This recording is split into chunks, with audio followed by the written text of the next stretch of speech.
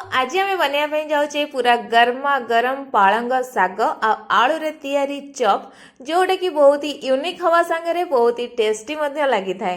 तो से कौन करना कि पालंग शाग नहीं जोटा कि टी छोट सैज्र अच्छी आपको भल भाव में धोईकी ये रखी नहीं आपण पाखे जब बड़ सैज्र थी आप मझे दुई खंड करें।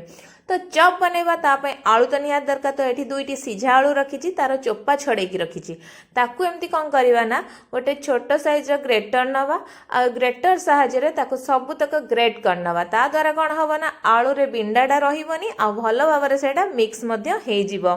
तो ये देखिपे ये मुझ सबुतक आलू कौन कर भल भाव में ग्रेट करके रखीदे। तो तापर आम कौन करवा ना से देदेबा स्वाद अनुसार लुण बा आलू को देखिकी आपण माने लुण को पकई नेबे आउ टिके रागुआ रगा लगे जेहेतु भल लगे से किछि कंचा लंका और ता सहित किछि फ्रेश धनिया पत्र को मध्य एठी पकई नबा। एबे किछि गुंड मसला दबा जेमिति कि सेथिरे आधा चम्मच हळदी गुंड आ आधा चम्मच दे दोछि कोन ना पाव भाजी मसला। आपण पाखे जदि पाव भाजी मसला नहीं ताले आपण गरम मसला दे परिबे नहले सांबर मसला मध्य सेथिरे दे परिबे। एबे एई मसला को ए आलू रे भल भाव रे हम कोन करबा ना टे मिक्स करनबा काइना मसलाटा टिके भल भाव रे मिक्स हवा दरकार। तापर ए स्टेज रे हम दे देबा कोन किछि भजा बादाम। हाँ भजा बादाम देला द्वारा कौन हम ना जो पार्टी टिके टिके सेटा बाजिबो भाई खाइला बेले टिके कुड़कुड़ा लागिबो ना तो तार टेस्टा पूरा डबल करनबो से चॉपर। तो एठी बादामटा आपण निहाती भाव में एठी पकेबे। तो चलतु चॉप बनेबा तो ता पई किछि बैटर तो निहाती दरकार। तो बैटर बनेबा एबे तो बैटर रे नै जाउछि 2 चम्मच बेसन ता सहित नै जाउछि 3 चम्मच आमे चाउलर गुंड कहीं ना चाउल गुंड पकेले तार जो क्रिस्पीनेस ना अधिक आसीबो।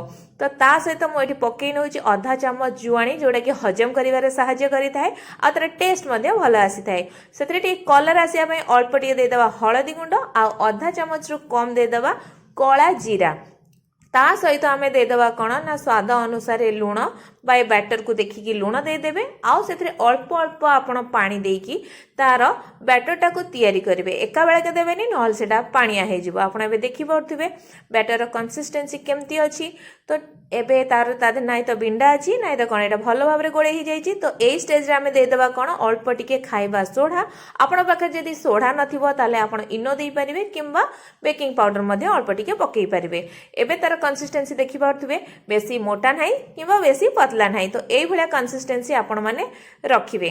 तापर एपटे आम जो पालंग शाग थिला ना तो पालंग शाग रे आम कौन करवा ना जो आलूर मसलाटा को बनई से अल्प अल्प करी गोटे पत्र धीरे मुझे लगे नौ। तो चॉप रे जमती आलूटा लगा जाए ना तो सेमती कौन करवा ना आलू रे माने आलूटा आमर पत्र धीरे लगेदबा आउ गोटे पत्र को तापरे एमती कौन करवा ना चिपके नबा। मुझे आउ गोटे भी आपको बनईकी देखौछि। तो सेम प्रोसेस रे कौन करवा ना आउ गोटे पत्र नबा एमती भरपूर करके ता मझे आलू को देदेबा जो मसलाटी हम बनईले आ गोटे पत्र को एमती लगे नबा। तो सेम प्रोसेस रे एठी मु सबुतक पत्र को कौन करछि ना आलू देकी रखी नेछि। तो एपटे बैटर हमर पूरा रेडी अछि आलू भी माने पत्र सहित आलू भी रेडी अछि।